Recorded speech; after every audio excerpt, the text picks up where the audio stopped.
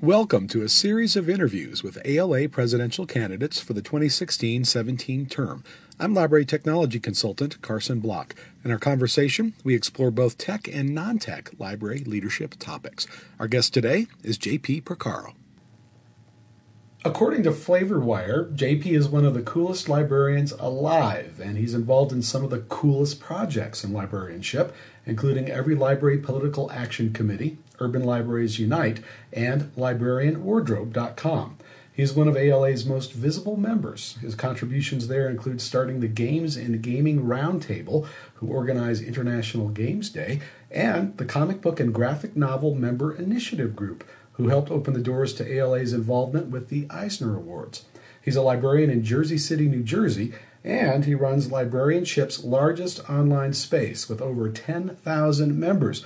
You might have heard of it. It's called the ALA Think Tank, and he's the first millennial to run for ALA president. JP, welcome. Thanks for having me, Carson. This is going to be really fun. Indeed. I'm looking forward to this. Give me your elevator speech. What makes libraries important in 2015? As far as elevator speeches go, the people who get it, right?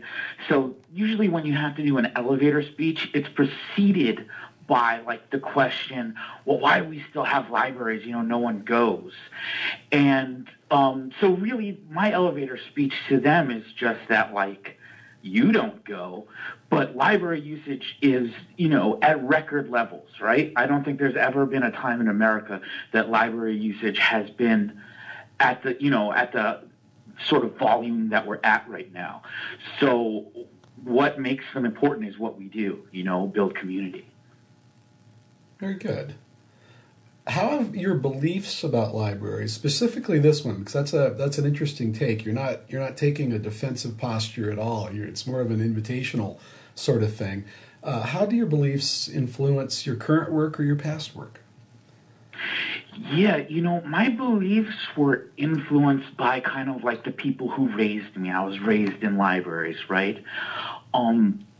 I was brought up in them. And so when I say, librarians build communities, it's because we have, these great people that are working there. That's why, library usage is up, because the librarians are so terrific. And so that's really what, my belief is about libraries, is that librarians are terrific people doing terrific work. And, that's sort of what fuels everything I do. And it's kind of what I'm running on for ALA. It's how great librarians are, and that it's time for us to start talking about that. Indeed. The ALA. No, go ahead. I was going to say, indeed, I think that's probably the thing that lacks across the board, across the country, is librarians are not always the best at telling their own story, right? Absolutely. Absolutely. So speaking of beliefs, I have one that's part and parcel to me. I believe that great libraries are hyper-local. That is, they understand the needs of their communities, and they create services and collections to meet those needs. Being hyper-local, though, makes it kind of hard for all of us to work together at scale. For instance, tackling issues such as bandwidth, ebooks, and even the performance we have with our ILS systems. What's your take on that? Okay, that's an issue everywhere. I mean, right now, right before we started recording, bandwidth was an issue for me. Right, I was on the phone, for those of you listening, I was on the phone with Carson, kind of worried about, what's going to happen with the bandwidth. So, yeah, those are really important issues. And that being said, I really do believe exactly what you're saying, that great libraries are hyper-local. And, as far as that goes, what we do really well is knowing the needs of the actual people, the literal people who literally come in our building. I'm not talking about the figurative community. I mean, the actual needs of the people walking in. Sure, yeah. And so, being hyper-local, it's difficult for us all to work together at scale. I see what you mean about that.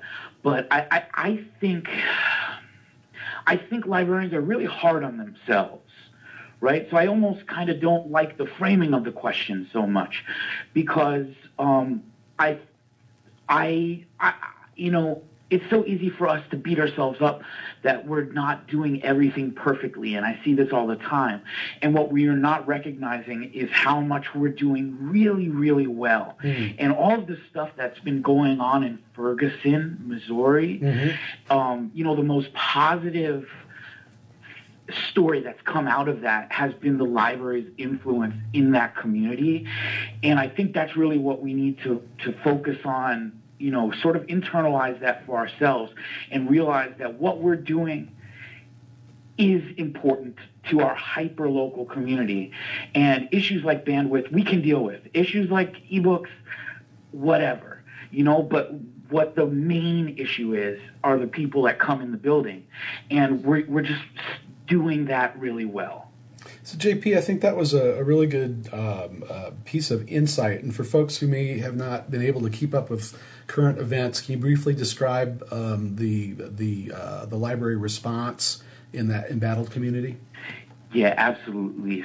So the day that they had announced in Ferguson that they were going to have the grand jury present their findings, or whatever the word is for it, the library tweeted, you know, businesses are closing, but we're going to stay open. And then the next day, you know, the media had showed all of these sort of protests and stuff. And so the next day, most of the, you know, businesses in town were closed, the schools were closed, and the libraries, you know, they stayed open. The library there stayed open. So I just have, like, so much respect for them there for doing that. And it got so much good national exposure for libraries. I mean, like, big news sources, you know, big media outlets picked up this thing as a story, as like, hey, the library is like the best thing going on in this community right now. It's like the best of what's going on there. So, yeah, you know, that it just is so inspiring. Yeah, a very, very remarkable response, and the sort of thing that gives you goosebumps. So yeah, go. What is the most powerful role for technology in libraries? Well, I mean, you know, we just answered that question. The most powerful thing that libraries have going for us is that we, you know, can do this now. We can tweet like, hey, you know, I know times are hard right now in Ferguson, but we're going to stay open for you guys. And we can get national attention for that. So because of the fact that we can use technology to get the word out, you know, in Ferguson, they got, you know, the last I checked from Scott, who's the director over there, they got donations from something like 3,000 people, and they might have gotten enough donations online to be able to, like, literally hire another person as this community is sort of healing, which is exactly what is probably needed there. And so, I mean, we can talk about, you know, ebooks and all of that stuff, but the most powerful role for technology in libraries is that it helps enable us to build communities and helps to enable us to, you know, be sort of out there among everyone else as librarians. That certainly captures your take on the outcomes that libraries can deliver through tech. Let's look at... Yeah, well, libraries are delivering through tech. Not that we can, we are. Yes, indeed. Yeah. What are the most compelling issues we're facing in terms of technology, in your opinion? You know, well, personally, bandwidth is an issue for me, but that that speaks to today's. No, but I mean that's a real issue in America. I mean, I'm an academic librarian. I'm on the desk. You know, I'm not in an ivory tower. I'm not, you know, like sort of just teaching about libraries. I'm an actual librarian who actually is at a reference desk every week, and so I need the bandwidth to work. Yeah. And this is an issue that is kind of facing all of us right now. Bandwidth is a huge issue in not just libraries, but in America in general. right? This is something that we're discussing all across academia. And, there's lots of issues at play there. Net neutrality is one of those huge issues that the ALA has taken a stance on. And so, those are issues to think about. But for me, again, the most compelling technological issue that's facing us is, how do we serve our community now that our community is sort of living online? And boy, oh boy, so many librarians out there are doing it so well. And, it's no surprise that libraries are sort of at record levels of usage when we see librarians using tech in such, compelling is a great word for it, in such a compelling way. I mean, there's no one else. When I think about on my campus, or I think about when I used to be a public librarian, we were always at the forefront of tech stuff. Librarians, reference librarians, they were the first ones, using email, saying, email is going to be, just part of our daily lives. And so, they were answering reference questions on email, 15 years ago, when it's been only maybe a couple years that you can maybe email someone else in town, if you're a public librarian, or someone else in your school, or someone else on campus. We're constantly at the forefront of that stuff. So it's just so exciting. It is a really exciting time for libraries. Technology moves quickly. Many libraries have trouble keeping up, let alone a large organization such as ALA, which uses tech, of course, for its operations, but it also influences and acts as a resource for libraries across the country in terms of technology practices and policy. What is your assessment of ALA's technological agility? Well, I think, firstly, let me just say, I do disagree that libraries have trouble keeping up. I think librarians are really good at not just keeping up, but sort of pushing the boundaries. The real issue when you see the libraries that you might say, oh, they're having trouble keeping up, it's probably funding related more than, anything else. And that's my assessment of ALA's technological agility. I mean, the ALA does so many good things with tech that when you get frustrated about maybe logging on to ALA Connect or something like that, you do have to realize that maybe ALA's technological agility is not being stunted because of any other issue than funding. So I think if we really focus on funding issues in communities, maybe that can also help our funding issues in the ALA. I hear and I understand people's criticisms of ALA in regards to their website and things like that. But then when I talk to staff about, here's a problem that we're having, they're always immediately responsive. I never have to wait more than an hour for them to email me back or anything like that whenever I have a problem. So I really give them a lot of benefit of the doubt as far as that goes, that they're just really limited by the funding at this point. Many libraries are undergoing a shift in mindset from transactional to transformational. What does that mean to you, and how can such a change be best facilitated?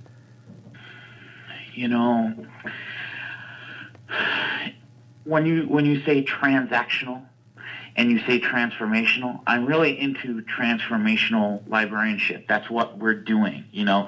Together we make it happen, right? And when you say that we're shifting away from transactional, I'm assuming you mean, that old Carnegie style of, you come in to check out a book and you come back to bring it back. So I think that's what it means to me. And as I see us moving away from that, I would say the best way that we can facilitate that movement is just to keep our minds and hearts open to the fact that things change and change is exciting, and change keeps us relevant. And boy, it's just, such an inspiring thing to see what this transformation, is in the communities when we have a really great library there. And so, it just gets me really excited, Carson. Really, really excited. Indeed, yes. What is the one thing you wish to change in libraries during your term, and how will you change it? Well, I'm the first millennial to run for president, and that's an exciting thing. And so one of the things I'd like to see changed is maybe us to... No, see, I guess I just have such a positive outlook on where we are that for me, like, change in libraries, what I would want to change during my term is just maybe a shift in our mindsets, maybe a shift in our hearts, as far as accepting people that are other, right? So, I'm a straight white male, so I can't really claim too much otherness other than the fact that I do believe that I'm the youngest person who's ever even run for president. Right, so I do have that going for me as far as otherness goes. But I think the one thing I would like to change in libraries is I would like to see our profession, librarians, be a lot more open to listening to voices that aren't their voices, and listening to voices that are underrepresented. And I think my work in ALA Think Tank, and a lot of my work just in libraries in general, has been to help facilitate people with less of a voice than I have, get their voice heard too. We started doing this thing in the ALA Think Tank where we gave people the opportunity to ask questions to the group anonymously, and that really helped. I mean, that grew out of a lot of requests that I would get specifically from people of color that would tell me, JP, I really want to say this, but I can't really have my name attached to it. There are real issues that we have to talk about that are not, we're kind of not ready for it in America in a lot of cases. So what I would really love to change is for us to all be a lot more accepting of marginalized voices, and for those of us like me in a position maybe of more privilege to be able to say, I'm in a privileged position, you can hear my voice, but let's listen to some other voices also. Indeed. What is the one thing that must not change, and why? The one. Let's think this way. Rather than naming one thing that shouldn't change, what if we were open? What if we were open to the fact that anything could change, right? What if we were open to the fact that no matter what we're doing, right? No matter what we're doing, that might not always be important, right? And that might not always be the way it's going to be done. So I don't want to nail down anything that I would say this must not change, because libraries are sort of a living organism. And so living organisms, all of our cells die, right? Our skin cells, and they're all replaced, right? So, that means the skin that we're in right now is not the skin we were in, 5 years ago or something, right? So that's like a total transformation. And what if we were open to that in libraries? That's really something that I would say. I mean, right now, the way I see a lot of people focusing on ebooks is like, oh, let's do it just like, like a regular physical book, and we'll have a checkout for a digital object. And to me, that's like, maybe we should change our thinking on that and not treat digital objects like physical objects. Let's just be open to change.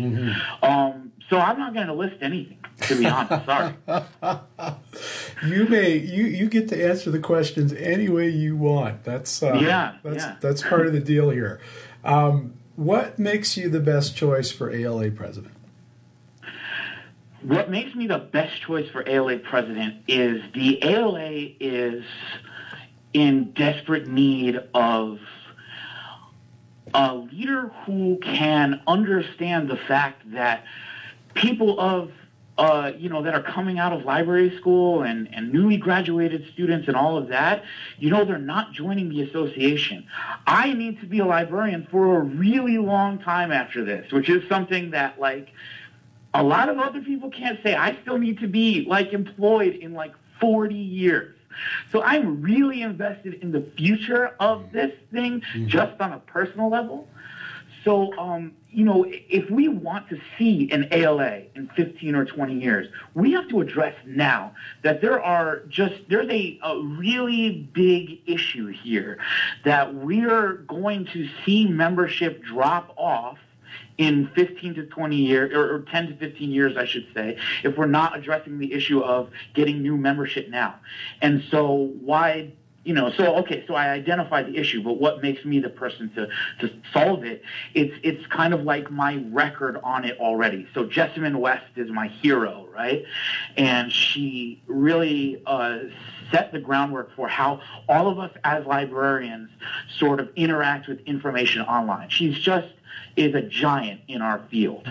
And she said, completely unprompted, about me and the ALA think tank years ago, that we managed to do the impossible by making the idea of joining the ALA to hang out with us seem like a really good idea, and I don't know that there's anyone else out there. I'm not talking about the people running. I'm just talking about any other ALA member out there that can bring that kind of energy and that kind of whatever that I'm bringing to the table. So it's almost like a really, really, really important thing for the organization that I get elected, or that someone with this message gets elected. So, vote JP.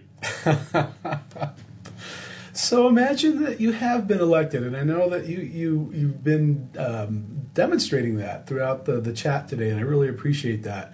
But think that you've been in the chair and you're nearing the end of your term. How will you know that you've been successful?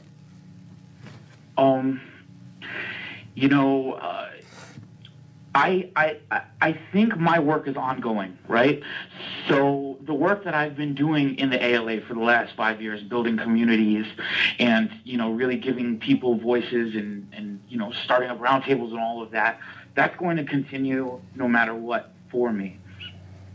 What I think is really important, a really important outcome, and that I'll know also I'm successful by this outcome, would be if we started shifting our focus from talking about libraries as an organization, or talking about specific services that we sort of offer, transactional, like you said before, and talking a lot more about librarians as a people, right? So the ALA has been around for what, like 138 years or something like that, and we've done a really great job of looking at libraries and valuing libraries as organizations.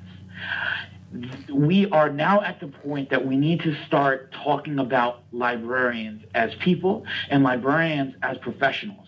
So OCLC put out all of this data that shows that voters who vote on something in libraries, if there's a ballot initiative or something, their perception of libraries are directly related to how they perceive librarians, and specifically how they, their memory of librarians as a kid.